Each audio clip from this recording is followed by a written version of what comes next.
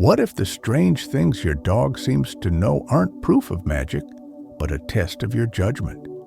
If you stay to the end, you'll leave with a Stoic way to tell wonder from wishful thinking, one you can use tonight with your own dog.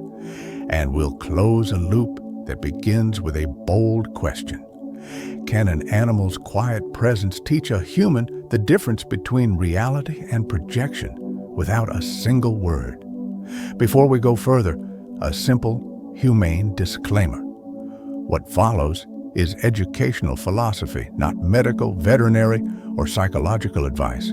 Stoicism aims to shape how we reason and act, never to replace qualified care.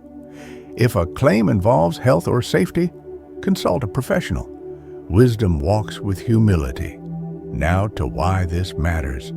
You are living in an age of exquisite nervous systems. Yours, your dog's, and the digital hives. The nervous system of an animal learns by attention and reinforcement. The nervous system of a society learns by clicks.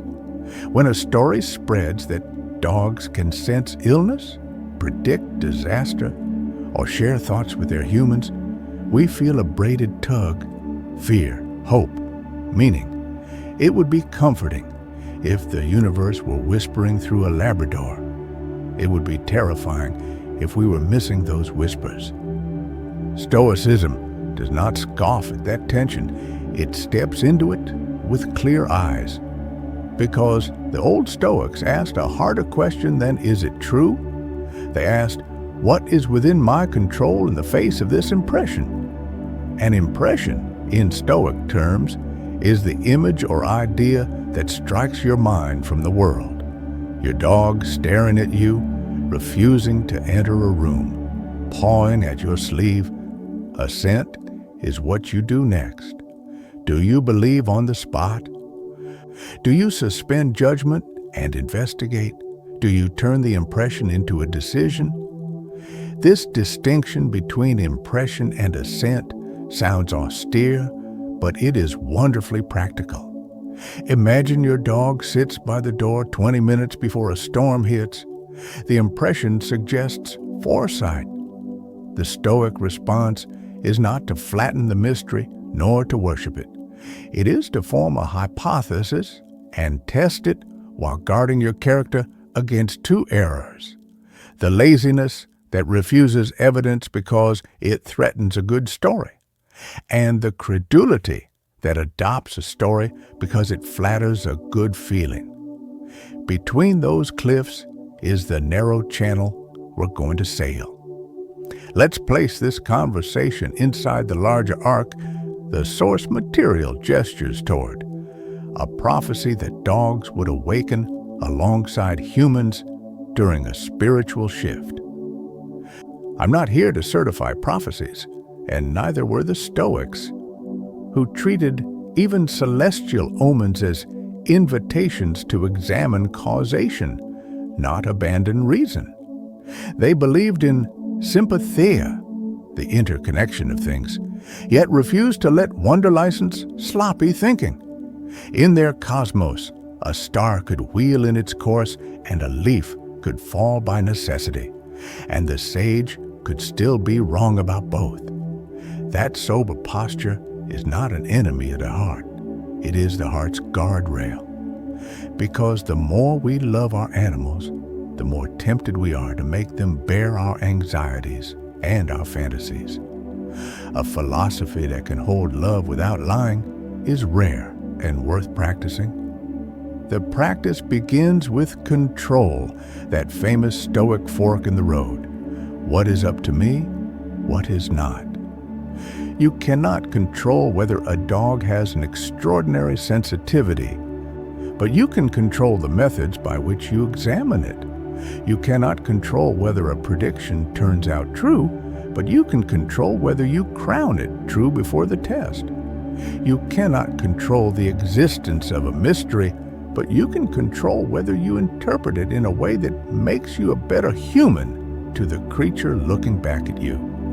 When the mind is steady on those points, you are safe to approach big claims and tender hopes without being captured by them. Consider a first story, a preventable downfall. In a city that prides itself on being rational, a popular host turned her channel into a shrine for miracle dogs. Every week brought a new tale told with violin strings.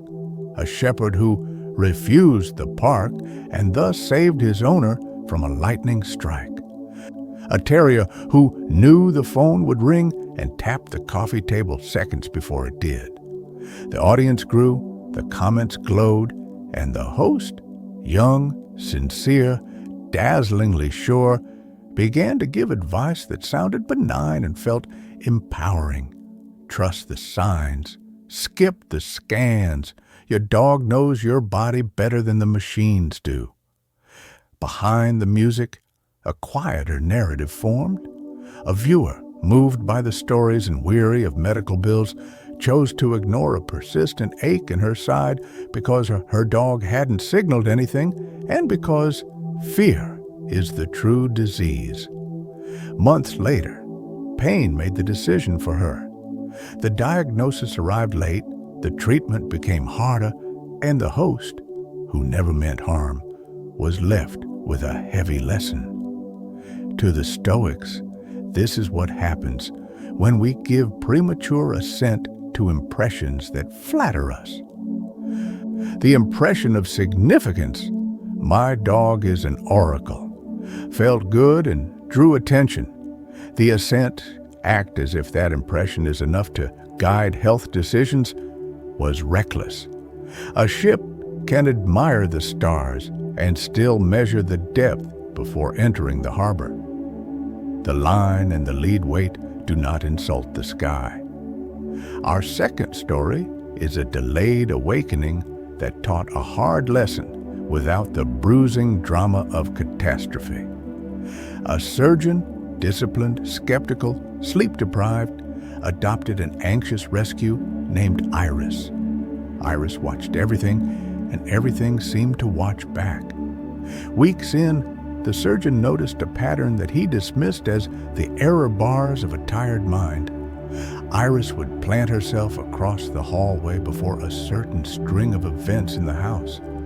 Coffee set to brew, pager on the router, quick shower, keys in the dish, and somehow arrive at the door just when a last-minute shift call came in. The impression whispered telepathy. The surgeon, trained to distrust soft whispers, chose a different experiment. He made his routine deliberately noisy and then deliberately quiet, changing only one variable at a time for a month and recording Iris's behavior with the coolness he brought to the operating room. No prophecy was confirmed in those pages, but a more interesting pattern moved into view. Once the man's routine stopped jittering like an anxious instrument panel, Iris became much less alert, except on the mornings when his baseline anxiety spiked. The dog, it turned out, was exquisitely sensitive to the choreography of breath, footfall, and smell that her human leaked when anticipating a call, and none of that required a mystical channel. All of it required attention. The surgeon's delayed awakening was not to canine clairvoyance, but to the subtle ways his body was broadcasting his mind. His dog was a mirror held at ground level. The lesson was not that miracles never happen. It was that ordinary causes deserve your awe, because they give you agency. You can calm your breath. You can change your routine. You can speak to your dog with posture and pace and be understood. Now to a transformation that worked.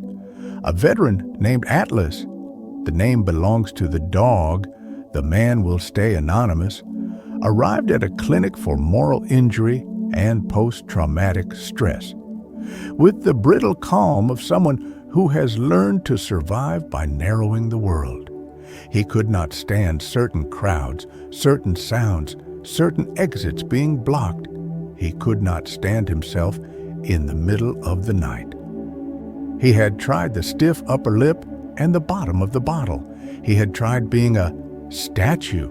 The clinic paired him with a large, unflappable dog trained to perform specific tasks: blocking, pacing, anchoring.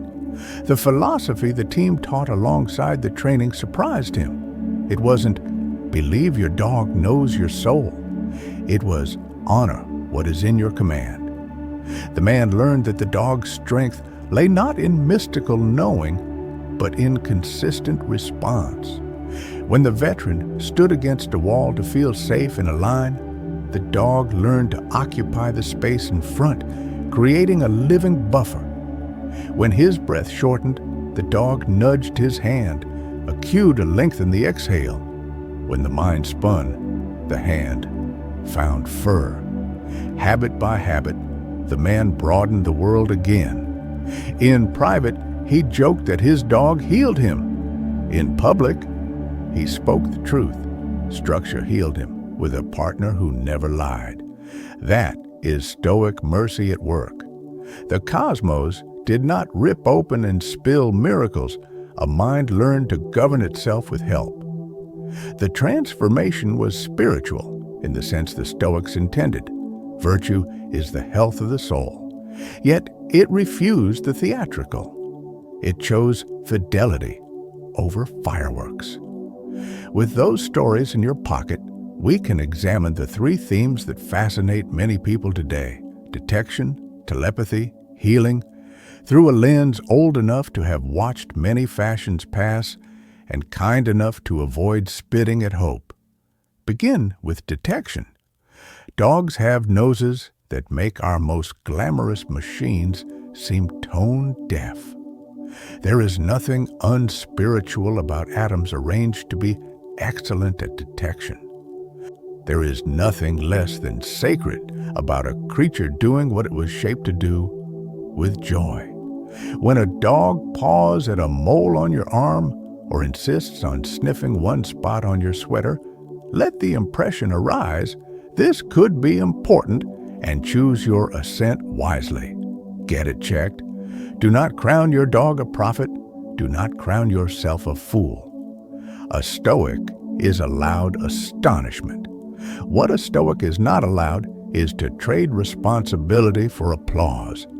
If you want to experiment with your dog's sensitivity, commit in advance to a method. Pre-register your guesses before the event. Write down what the dog does every day, not only when it suits the story.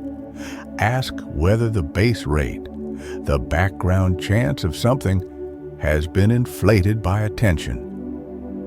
And notice how these scientific gestures are simply exactly what Epictetus meant by training your faculty of assent.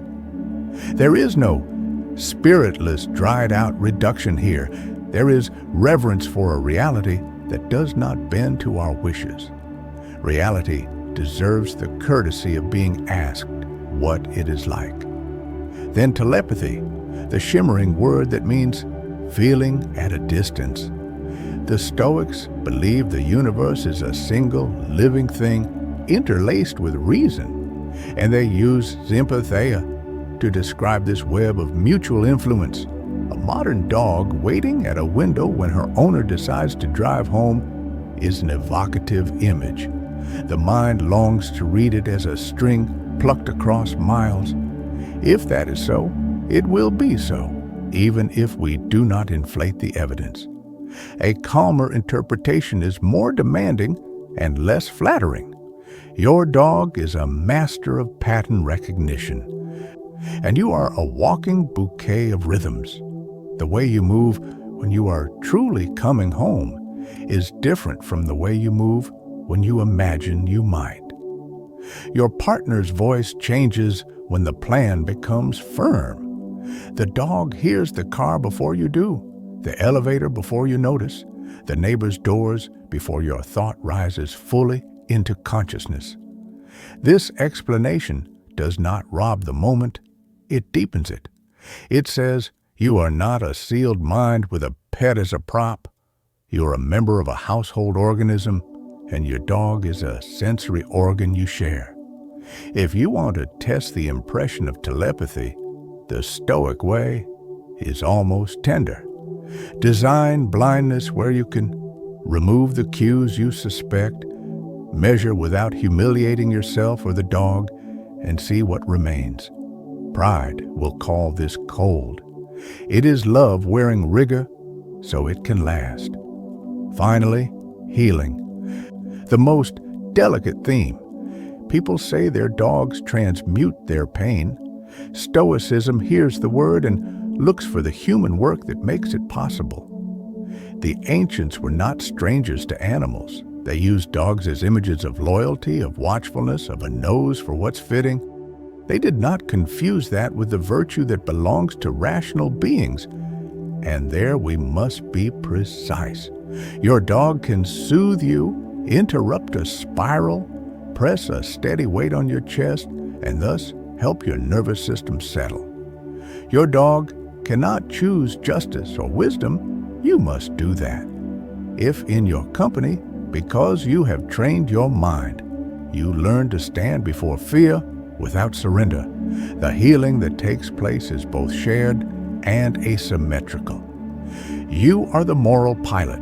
The dog is the ship's faithful ballast. If the cosmos is laced with meaning, if there is more to sensation than molecules colliding, the Stoic still asks, what choices does this invite me to make? Does my awe breed responsibility or idleness? Does the story I tell about healing enlarge my commitment to reality or shrink it? To keep the pace human, permit a micro-summary. Treat wonder as a guest, not a king. Let impressions arrive in their color and warmth. Give assent only after you have looked them in the eye. Use your dog's brilliance to train your own. If a claim would be beautiful if true, let it earn truth the honest way. A different kind of resistance often surfaces here.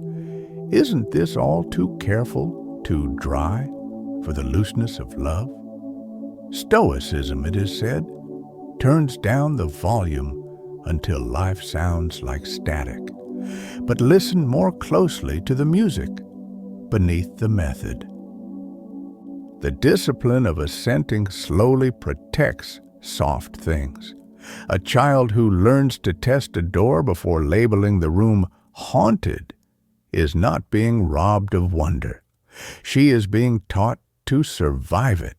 A person who knows the difference between what is under their control and what is not becomes safe to love, because they do not ask others, human or animal, to carry what only they can carry.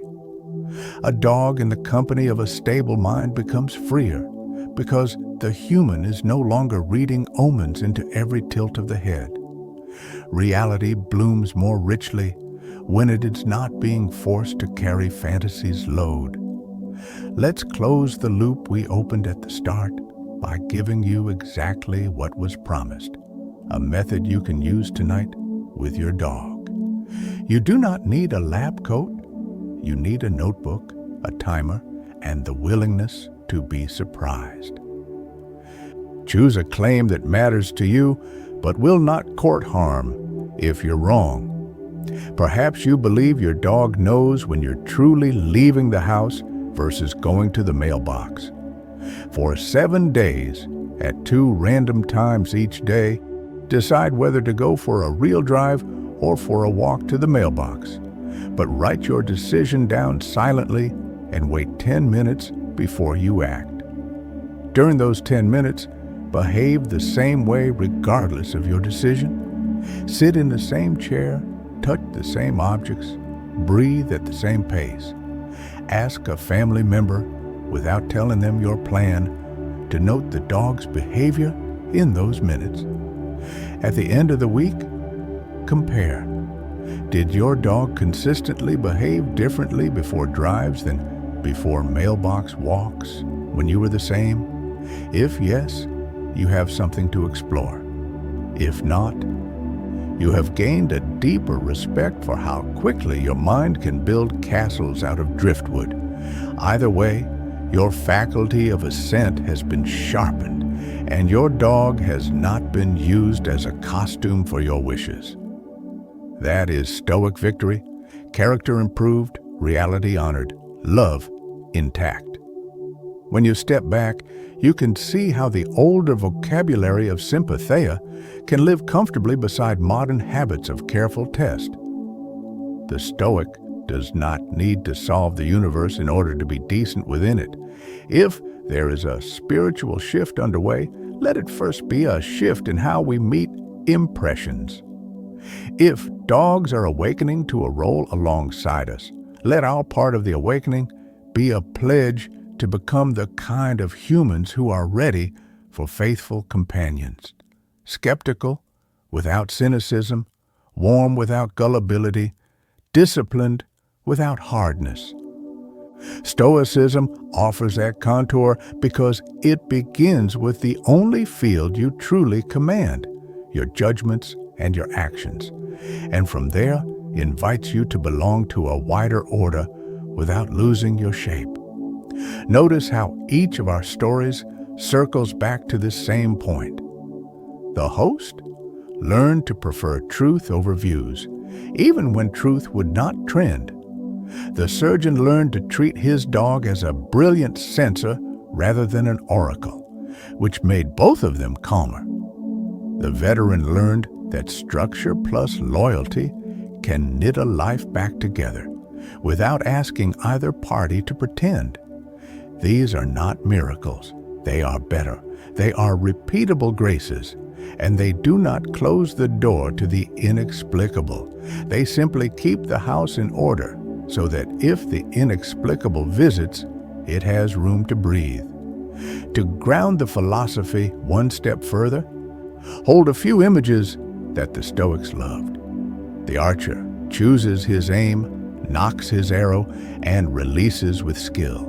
The wind decides the rest. Your dog is not the wind. Your dog is the companion who keeps you practicing on the days you would rather stay inside. The sailor trims the sail and studies the sky. The weather will do as it will. Your dog is not the weather. Your dog is the steadying weight on deck that keeps the boat from skittering in a cross breeze. The builder draws the plan and checks the plumb line. The earth may shake. Your dog is not the earth. Your dog is the friend who walks the perimeter with you, alert to noises you can't hear, while you make sure the foundation is true. In every case, the nobility is in the work that is yours. In every case, companionship magnifies what is possible without stealing the meaning of effort. There is a phrase from the ancients that deserves translation into our time: living according to nature. It does not mean living according to whim or surrendering to whatever happens to feel organic. It means living according to the nature of a rational creature in a rationally ordered world, a creature who can distinguish an impression from the assent it deserves, who can align action with reality, who can love without lying. When we bring that habit to our life with animals, especially with dogs, those near neighbors who have apprenticed themselves to us for thousands of years, we honor both natures. We ask less of them and more of ourselves, which is the right direction for any ethic that intends to make humans trustworthy again. If you listen carefully to the fervor around extraordinary canine abilities, you can hear three cravings braided inside it: a craving for safety in an unpredictable world, a craving for meaning in a world that often reduces, and a craving for companionship in a world that often atomizes. Each is honorable. Stoicism meets the first by reminding you that security begins with governing your own mind. It meets the second by insisting that meaning is found in honest contact with reality, not in flattering illusions. And it meets the third by praising bonds that survive testing, not stories that avoid it. In that light, the question that began as, "Is my dog psychic?" evolves into a better one. Am I becoming the kind of person who can meet the unknown with courage and care? Toward the end of his life, a Roman emperor wrote to himself about the dignity of a mind that has learned to cooperate with what befalls without surrendering what it must choose. You do not need his rank to practice his craft. You need a morning, a notebook, a living creature whose tail thumps the floor when you enter the room, and the decision to become accurate. Make that decision not once, but as a habit. When you feel the old thrill of a story too good to check, smile at it, then check. When you feel the old fatigue that mumbles, "It's all nothing but molecules," smile at it, then notice the way your dog's eyes soften when you speak gently and tell me that nothing is happening. The cosmos is large enough to house both explanation and praise. Your task is to avoid the two ditches, arrogance that will not be amazed and superstition that will not be corrected. We will end where we began, with the test. Not the test of whether a prediction comes true, but the test of whether your character grows more truthful in the presence of wonder. If tonight, in the quiet between chores and sleep, you sit down and pre-commit to how you'll interpret your dog's behavior, you will feel two forces inside you, the tug toward adornment and the tug toward accuracy. Choose accuracy, and you will find that your affection becomes cleaner, not smaller. Choose adornment, and you will find that your anxiety blooms, because lies breed fear. The wise learn to prefer to solid ground even when the fog promises fireworks. The ground has more to offer than we think. It has the dignity of a life that can be built upon. When you close this video, carry out the experiment. If the results suggest something extraordinary, do not panic or preen. Continue. If the results suggest that ordinary senses and subtle cues account for what felt mystical, do not shrug and call it boring. Continue. The soul is trained by repetition. So is the bond between a human and a dog. And along the way, you may notice that the prophecy you truly needed was always this one, that a person can become wise, and that wisdom makes every companionship holier.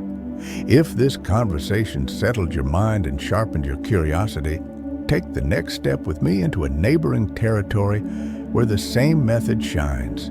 Dreams, coincidences, and the urge to find messages in the noise will carry the same tools: impression, assent, control, and see how a steady philosophy can turn even the strangest nights into teachers. The door to that chapter is open whenever you are ready to walk through it.